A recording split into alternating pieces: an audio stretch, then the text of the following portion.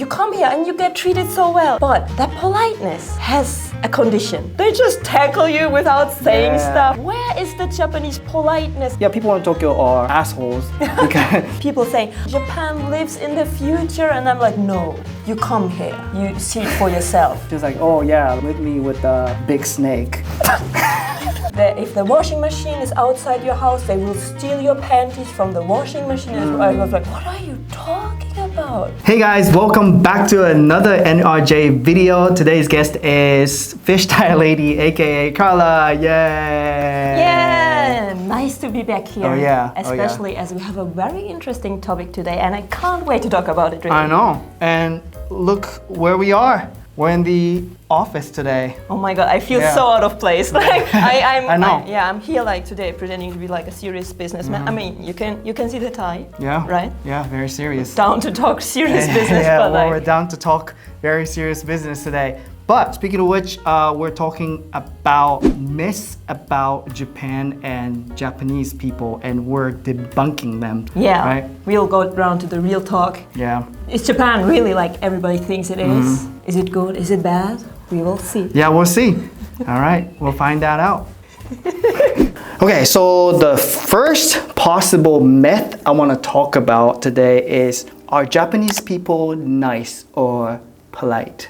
What do you think? Oh, that's a good one. Because I thought about that a lot. Japan has that image like of omotenashi, being kind to guests, treating them well, having all these rules about manner. So I would say Japanese people are very polite. Okay. But that politeness has a condition. It's like protecting rules. Doing what you are told to do because you've been raised in this country with the social manners. You take off your shoes, you treat people kindly, you say this itarashai when you go into a store. But it's like doing something because you've been told to do so, and being just nice for niceness sakes, and wanting the person you're talking to or treating well to feel good or feel nice. It's like there's a disconnect. Like sometimes these phrases, this itarashai, this omotenashi, is something you do out of like being forced to do so because of the social rules, and not because you are really wanting to be nice. Yeah, I think I can generally agree with your statement. Yeah, I thought about it a lot, because you come here and you get treated so well. It's so comfortable as a foreigner coming into this country, and you have you know, they prepare your bed very well. They give you free snacks. The obachan on the train hands you a candy or something, which is nice. It's so nice. But if you get to know you talk to the people, you kind of start to understand. It's not like because they like you or want to get you know you or want to like connect with you anyway. Out of obligation, it feels like. So like you said, like there are conditions to be treated nice. You know, there are a lot of like unspoken rules and like regulations and stuff like that. So like as long as you live within that, people are gonna be nice to you. But I guess if you're like out of ordinary, or like if you are considered abnormal in Japanese society, then people can dehumanize you in a way. So I guess the answer is like yes and no. You know, it's in the gray zone. Also, I want to point out that, say if you're from Sweden, your experiences in Japan is going to be way different from, say, if you're from, I don't know, China. Right? Other Asian countries. Or other Asian countries. Korea or China especially. I've talked to many Japanese people who seem to have like a disdain, especially because of history, rooted disdain for like Korean people, which I was surprised by. As a German, we have done a lot of shit in the past, you know, wars and stuff. So do we. So we, as a people, get taught in school and stuff our history, and to reflect and to never repeat those mistakes again. And we have to be aware of the history and kind of, I don't know, atone for it really, but like live with that thought in mind. So I felt that there's like a difference in treatment between like the Hakujin-sama, a white person, yeah, typically Western person, and fellow Asian person, especially like. So I would say, it's definitely conditional. Yeah, but what about like at a personal level? Like, I mean, obviously you've been on to like Japanese subways and trains, right? And things get pretty wild as you go through your daily lives. Do you feel Japanese people are like nice to you or like polite to you? I mean, I think they are. If you are talking about trains, I also had like the experience of being like rugby, like tackled out of the way. Oh yeah, people do like, that. They just tackle you without saying stuff. They run into you. They don't say sorry. And it's like, where is the Japanese politeness in that case? I guess on the train, like, it's just like out a window. Because you don't get taught in school, like, if you're in the train, you have to apologize, right? Because it is not registered in the system, so maybe they can't react spontaneously. Maybe. I guess also at the same time, like, so the packed train situation, I think it's got nothing to do with, like, Japanese people, because like anybody would get frustrated with others if a space is that jam-packed, right? So I think that's one thing we should take into consideration as well, because if you live in like middle of nowhere in like Hokkaido, of course you're gonna be nicer to people, right? Because you have like a limited amount of like human interaction in a day, whereas in Tokyo, like you just like bump into like people all the time. So it's like, people in Tokyo are assholes because You said it. I said it. Like, I'm one of them. So a confession. No, I'm kidding. I'm small, so like I'm compact. So I respect other people's space. But I think it depends, and it might not be the answer the people on the other side is looking for. But I think that's the truth. That like Japanese people can be nice, but they can be pretty hostile to you as well. Depends on who you are or where you are. Okay, so the next myth is, do Japanese people understand sarcasm, or does sarcasm exist in Japanese humor? What do you think? Yes, I think it does. It does? But it like has a different shape or form to it, I feel like. Because Japanese people can be the most passive, aggressive, underhanded, like funny people I know. I think, to describe it. Being overtly funny or stuff like that. Like you have comedy or manzai for that. But like in daily life, people can give like underhanded jabs, which don't read like as a jokes or mean in a sense like that, but they are. So I think sarcasm exists, but it's different. It feels different. What do you say? I think I generally agree with you on that. I think it does exist, definitely, but it has different like forms. For example, one of my ex, should I talk about this? Yeah, please. Okay. All the So one of my ex, she's like, oh yeah, like whip me with the big snake. I mean, if that's not sarcasm, what's sarcasm? Sorry, I'm just thinking about something different.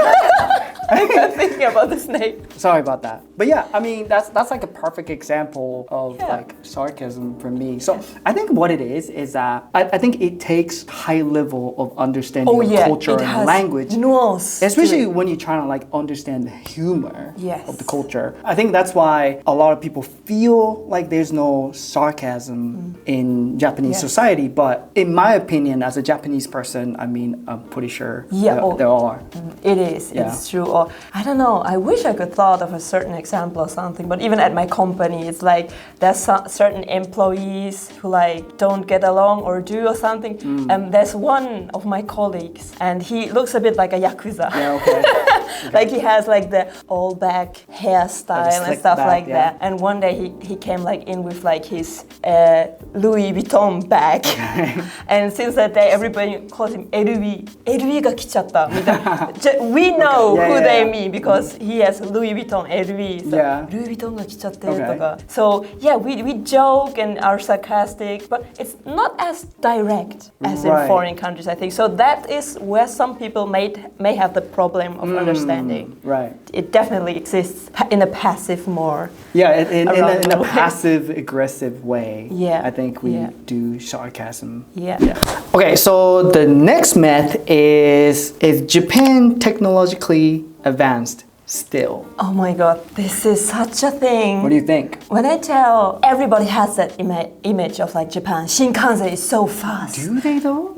I think so. Even in my comments on TikTok, I get people saying, "Oh my god, you get to live in Japan. Japan lives in the future." And I'm like, "No, you come here. You see it for yourself." I have, like at my company, Right. I have a time card, you know? When I come in the morning, Yeah. I pick that shit and I think it records my time. I hope it does. When I go home, I pee again, and normally... Wait, you mean like a physical card? A physical, yeah. Not I on can- the computer? Yeah, I can Oh, show I mean, you you, don't- my you don't- man. really? Yeah, Do you have it on you right now? yeah, this is my company Oh, okay. ID card, Yeah, right? okay. I look like a criminal. Yeah, you do. You do. even now. You don't look like a serial killer. No. But you have to like manually tap Yes, your card. I have to manually tap my card when I come, when I go, and even though I do that, I still at the end of the month I get a piece of paper where I have to fill out my times when I did overtime, when I am on vacation. I have to fill that out with a pen and a paper.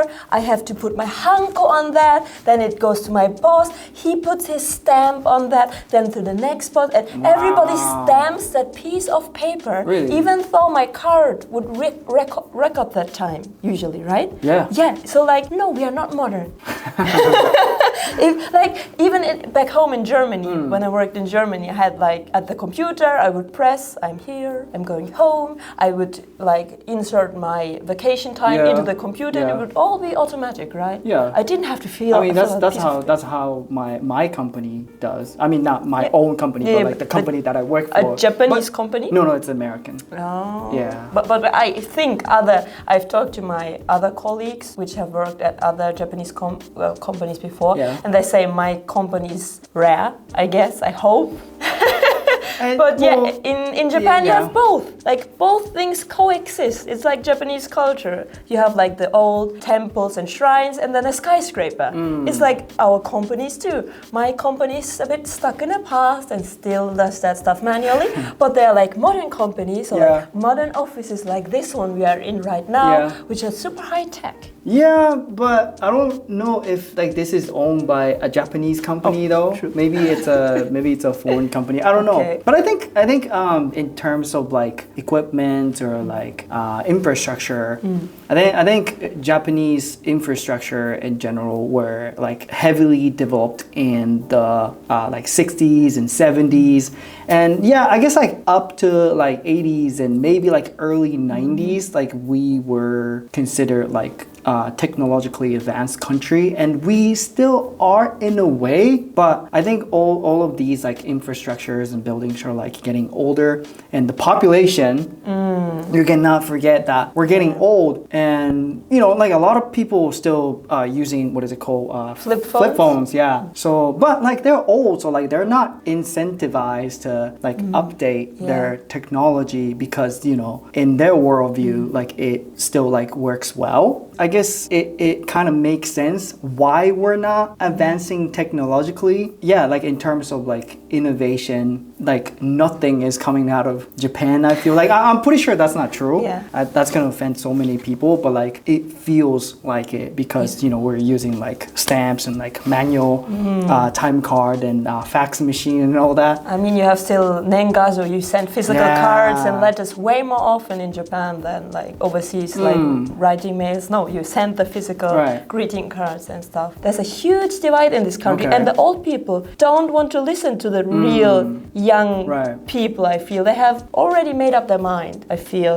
So there's a huge disconnect there. Okay. Yeah, I think generally speaking, Japanese businesses are focused more on the financial stability side of things rather than like risking and investing into, I would say, like newer things that would thrive the company and economy in the long term. A lot of people that are in power in the like a company hierarchy, like they're old now, you know, like they're like way past their they like should 60. be retired already. They should be retired already. It's like politicians have Yeah, exactly. You know, a lot of politicians are like in their like 70s and 80s, and you know, like they're just never gonna retire. They have no incentive to looking into, you know, their future because there's no future for them. I mean, that's a little bit harsh way to put it. I think that's the problem. So yeah, I think Japan being technologically advanced, I think that's a myth. So the next possible myth I want to talk about is Japan safe, or at least as safe as they say it is? True. What do you think? Well, in general, Japan is a very safe country. Like if we compare it to like America, which has stories of gun violence and stuff like that, in Japan the gun laws are strict. I've never heard a gun being fired in this country, I think. I don't think I have either. True, right? Yeah. But if you're talking about, of course, natural disasters, Japan is not safe in that regard. Right. But if you're talking about crime, yeah, Japan is safe. And nothing really has happened to me since coming here. I've not lost anything, not being attacked or anything. But I hear a lot of stories from women who live here, especially foreign women, which have been like stalking, like being followed home, and always the same guy waiting at the same time, staring at them like very creepily or something. Yeah. And you hear stories about chikan on the train, like being groped or like sexually harassed. Chikan essays. Yeah, right, on the train. And these things don't really get reported, or even if you report it, you report the cases to the local police box. Sometimes like the paperwork or something is too mendokusai for the staff, and say, come on, you were just groped, okay? It wasn't that dramatic, right? So you don't have to report that. It will cause like a problem, like it will be an investigation. So you don't want that, we don't want that. Like let's come on, right? I have heard stories about that. It has not happened to me personally. I don't know if that's true or not, but yeah, things like that seem to exist. Like even as a woman, when I first rented my apartment here in Japan, I went to the real estate agent and I was like, oh my god, I saw like this apartment online, it's like nice. And he was like, wait, you're a woman and this apartment is on the first floor. You should not rent this. And I was like, why? Like men, they will look into their windows, they will steal your like sentakumono, like your laundry. You should not hang your laundry outside, and if the washing machine is outside your house, they will steal your panties from the washing machine as well. I was like, what are you talking about? Is Japan such a country? Like, are people that desperate for panties that they'll raid your washing machine? Yeah. And I talked to my female colleagues and like, I don't know, I have no sense of danger. And I probably shouldn't say this, but like in summer it's so hot in Japan. I sometimes like open the window at night to let the breeze in or something. And I told that to my female colleague like in passing. She was, no, Carla, close your window. What are you doing? Yeah, like, I think that's what I would say to you too. Yeah. Right. But like these are the moments you think, is Japan safe? Why do we hear these stories? If all stuff that doesn't get reported, probably because it's like it will take time to report it, and you'll not find the guys who like come through your windows at night and stuff. But like my colleague said her friend, she like opened her window, took a shower, and when she came back there was a stranger in her house. Really? A man, and she screamed and the man ran away. Jeez. So she got lucky that day, but those things apparently happen. I think particularly the crimes against women here are like taken very, very lightly because of the Japanese misogynistic nature of the society. So like you said, you know, like stolen laundry, essay on train, or just in general, like workplace, like sexual harassment and stuff like that. Like that's like very, very common, unfortunately. So yeah, like I guess for specific demography, can you say Japan is a safe country? It's sort of questionable And like you said, in terms of violent crime, it's pretty much non-existent, right? Yeah, of course, like if you like walk outside at night in like Shinjuku, Kabukicho, yeah, like, you know, I mean, you might see a fight or two, but like that's like literally everywhere in the world. Yeah, if people drink alcohol, something will happen, right? So I guess stalking, SA, sexual harassment, so like crimes against women, you know, that's one thing. And then another thing, natural disaster, you talked about it. So yeah, like natural disasters are like pretty common in Japan. And I don't want to like scare people, but like tsunami, earthquakes, like these kind of things do happen. So is Japan safe? Generally, yes. But that also depends on where you live or who you are, unfortunately. Very well said. Yeah. So the last myth we want to talk about is it hard to make friends in Japan? And I know this is something you're passionate about. You said you wanted to talk about this, so let it out. What do you think? Yeah, it's a big sorrow of mine. Yeah? Because I want friends. I want to get along with everybody. But there are... You do though. Yeah. You do. Yeah. Are you my friend? Don't we get along? Thank you. Are we not friends? I think so, yeah. Yeah, we're friends, but right? It's sometimes hard to tell with a Japanese person if they're really like you. That's true. Or if they're only nice to you because of politeness. Do I like Carla? Yeah. Is this only omotenashi? Because you have hone and tatamae in Japan. So when you first meet a Japanese person, they're obviously nice to you and they say certain stuff. But do they really mean it? Are they just nice because of niceness sakes, their politeness, the things that have been taught and stuff like that? So it's really hard to understand when you've reached that point. With a Japanese person. I think that point is farther away. You have to get to know Japanese people a lot longer than a foreign person to get really to that friend point, I think.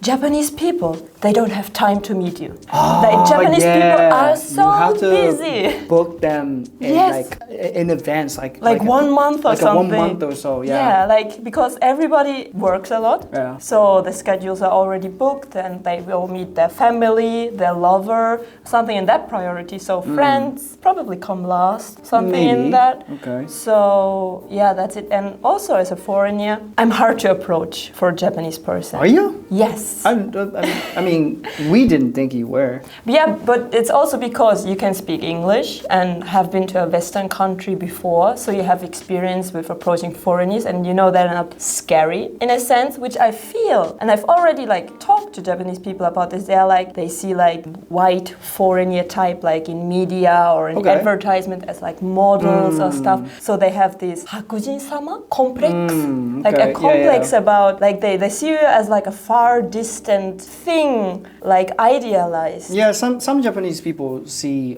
Caucasians as like superior being, and that's like a real thing. Yeah, I don't. Some people, not everybody, of course. They don't know if they see me in daily life, or they don't know I speak Japanese when they see me. Of course, they think I'm a tourist, and of course you wouldn't want to get really. You can get friendly and talk to a tourist, but you won't want to get like friends. Friends is like more long united thing, right? So they think I'm just a bad passerby in this country. They think I come here to visit and will go back home. It's like they ask me, "Itsu kaerimasu ka?" When are you going home? And it's like, I live here, I work here. I think this is my home. I don't know. They probably don't want to invest time into building a relationship with a person. They know they will disappear. Right. Anyway, and also they don't know if we have any like connecting points. They are afraid of like cultural differences, that they say something wrong to me or that I will say something that will offend them. So yeah, it's hard to approach a foreigner in this country, especially like English education is, well, not that many people speak English here. No. So yeah, I understand that from their perspective. Yeah, so there are some hurdles and frustrations. I struggle a bit with that. I guess as a Japanese person who grew up in Japan, I see Japan as this like an odd country where like because it's isolated, right? Yes. It's a Galapagos. It's a definitely island. Galapagos island. But at the same time, like we've had like sizable population and economy, so like our attentions were like always like toward inward, right? So like we've always focused on nurturing our own culture, like our own media, art, language. So like I think Japanese Japanese people are like really, how do I say this? It's a high context culture because everybody thinks everybody understand you without, what's the word I'm looking for? Saying it concretely? Yeah, like it's saying directly and transparently. Yeah, there's a mutual understanding between everybody. Right. There are like, that's why there are so many like unspoken rules and like people just kind of assume that like people understand what you're doing or saying, right? Yeah. So I think that kind of like adds an extra layer to the difficulty of making friends in Japan. Yeah, sometimes it's a bit suffocating to play along with all that. But yeah, I want to make friends, but there are many open-minded people who are interested in foreign countries here in Japan as well, which you become friends with. Like, my god. Yeah, are we friends? Are we friends? So yeah, you can become friends with people, and especially like if you have common interests. I think Japanese people connect with like people who like the same stuff, like going to concerts or events together, and even like online friends, like finding somebody on Twitter or X to connect with. Like recently, oshikatsu, like having this. For like idols. Yeah. If you have like the same character or anime you like, you follow the people, you start talking, and you can get lots of connections from there. Yeah, I think that's an important point to point out because I think Japanese society is like social circle oriented society, which meaning people create social circle and stick with it, and the social circle is almost always based on their like hobbies and interests. Like it's company, family, and interest. Like the main circles that people have. So if I were a foreigner going into Japanese society, I would try to connect or like get into these like social circles with my hobbies and interests, and I think that's the easiest way to do so. Exactly. Yeah. That's a great strategy. Yeah. We're friends. Yes. All right, so that's about it for today. But what do you guys think of these myths? Did we debunk them okay? Or what do you think? Do you disagree or agree? Write us some comments in the comment section. Yeah, I'll fight you in the comment section. Yeah, she's gonna bite you in the comment section. I will Godzilla. Yeah. Carla here obviously has awesome YouTube channel and Instagram page and TikTok and whatnot. So you can find me if you're interested in seeing more of me. My main account is on TikTok, where you can find me under Miss Translation, Miss with 2 S and then translation. 2 S's. Yes. Yeah. And then I have recently made a YouTube channel in English where I uploaded a video about my work, interviewing my Japanese colleague about Japanese vending machines. So if you're interested in that, go to YouTube under Colorful Life. Yeah, or is it Colorful Japan? That's I don't even know my own. You don't even remember your. We're gonna put the link in the description. Yeah, I think it's Colorful Japan. You can find my YouTube videos there. I'll try to make like more long form content. That's the main account, so please check them out. All right. Yoroshiku onegaishimasu. All right. Sounds good. All right. So that's about it for today. I'll see you guys in the next video. Bye. Bye. Ciao.